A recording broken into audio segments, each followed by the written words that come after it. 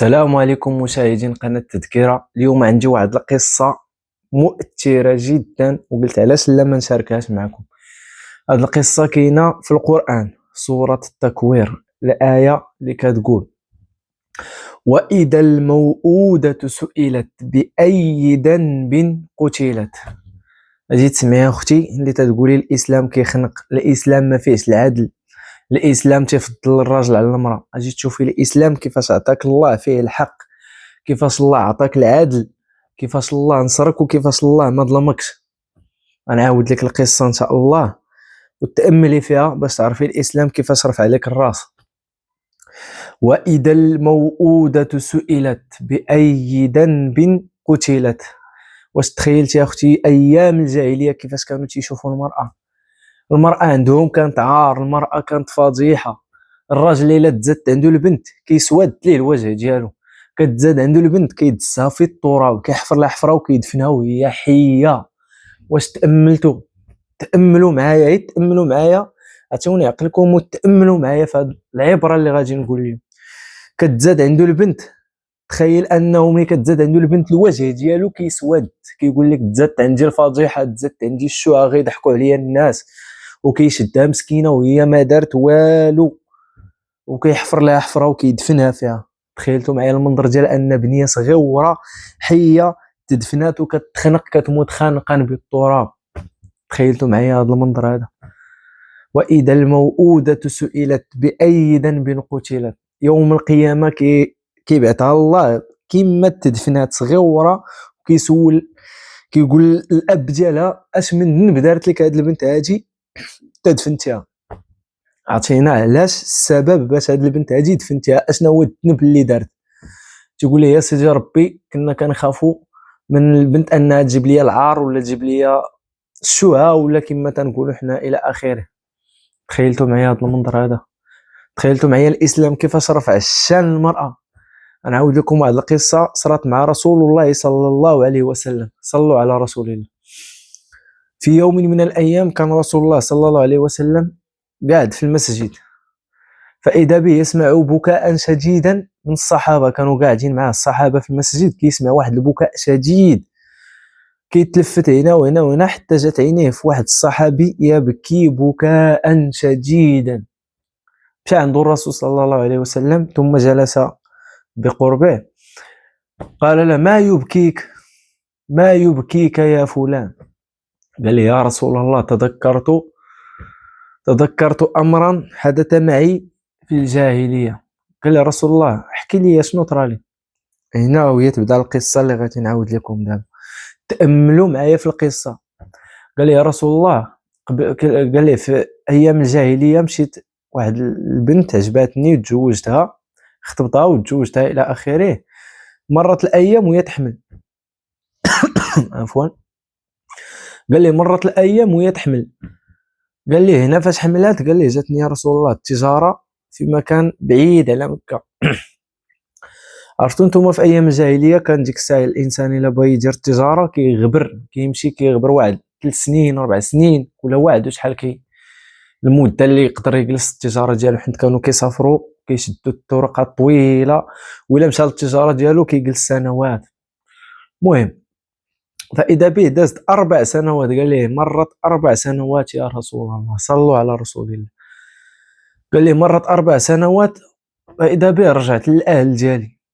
قال لي: فاش رجعت للاهل ديالي كنلقى واحد البنت من الجمال. قال لي: العمر ديالها تيتراوح ما بين 3 سنوات و4 سنوات، من الجمال. قال لي: القلب ديالي حبها. فاذا به تيسول شكون هي الطفله هذه، قالوا ليه: الابنه ديالك. ملي قالوا ليه الابنه ديالك فهنا سود وجهه كانما حدث شيء عظيم. مشى عند الام ديالها قال لها: دابا حالا غادي تزينيها. قال لها: لا، 3 الخطرات: زينيها زينيها زينيها. الام هنا فهمات. هما في ايام الجاهليه كانوا عارفين ان الاب الا تزادت عنده البنت يمشي كيحفر لها في التراب ويدفنها. قال لها: زينيها. كانوا الا بغاو يدفنوها كيزينوها. قال لها: زينيها. قالت لي: علاش؟ قال لها: قالت لك زينيها.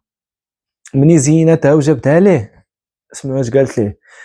قالت ليه: لا تضيع الأمانة، لا تضيع الأمانة. هو يحكي لرسول الله صلى الله عليه وسلم وهو يبكي بكاء شديدا، لا تضيع الأمانة. البنت هنا طفلة صغيرة سمعت هاد الكلمة وحفظاتها. قال لي فإذا به أنا خارج وكنقلب على شي بير اللي ما يكون كيعرفو حتى شي واحد، شي بير اللي ما يلقاهاش شي واحد فيه. قال لي مشيت كنقلب حتى لقيت البير.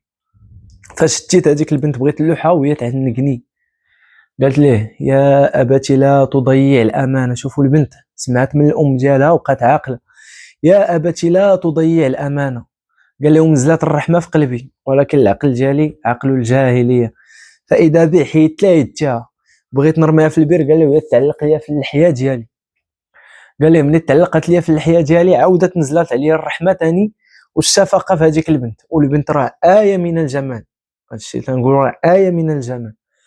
قال لي فاش شدتني من اللحية ديالي نزلت عليا الرحمة تاني. قال لي وانا نتذكرت اني عاقل الجاهلية وانا نقول لا، الا رديتها غادي يضحكوا عليا وغادي يقولوا لي عندك البنت والبنت غتجيب العار وغتجيب لك الفضيحة. قال لي وانا نحيد لها اليدين ديالها من لحيتي وجيت بغيت نرميها في البير. قال لي فاش بغيت نرميها في البير تعلقت في البير تقول لي يا ابتي لا تضيع الامانه، يا ابتي لا تضيع الامانه. البنت حسات وفهمت، يا ابتي لا تضيع الامانه. قال لهم وانا نهز واحد الحجره وانا نضربها ليه تاع باش تطلق وتطيح. قال لي يا رسول الله ملي ضربتها بهذيك الحجره وهي تطيح، قال لي صافي مني طحت في البير مشيت في حالي. قال لي انا غادي للدار والرحمه اللي في قلبي تقول لي علاش درتي هذا الشيء، ولكن عقل الجاهليه تيقول لي هذا الشيء اللي درتي مزيان. فاذا برسول الله صلى الله عليه وسلم يبكي بكاء شديدا. ويقول لي هذاك الراجل، قال لي هذاك الصحابي يا رسول الله أتبكي؟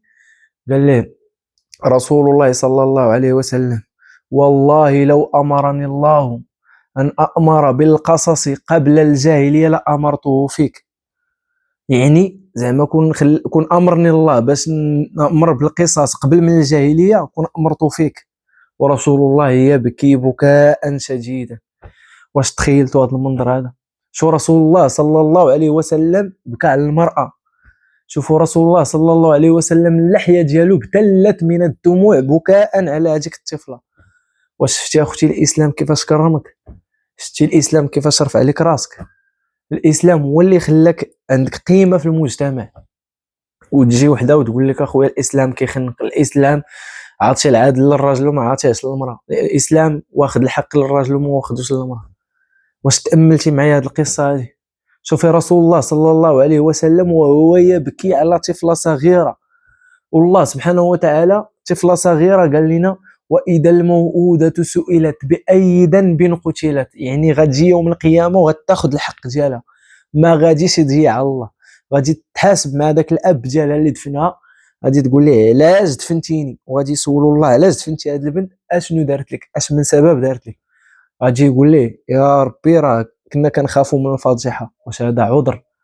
شوفي الناس في الجاهليه كيفاش كانوا كينظروا للمراه، كيفاش كانت كتبان لهم هاد المراه هذه، كانت كتبان لهم عار فضيحه ما عندها ما دير في الاسره. كيفرح هو الا تزاد عنده الولد، اما الا تزاد عنده المراه ولا تزاد عنده البنت فراه كيسود الوجه ديالو كيولي كحل وما كيقدرش يخرج للشارع كاع نهائيا. كيخاف من الشوهه، زعما راه بيضحكوا عليه الناس بيقول ليه انت ابو كما تنقول ابو النساء، زعما انت ما عندكش الاولاد. تخيلتوا معايا هذا المنظر هذا؟ فالله يجازيكم بخير.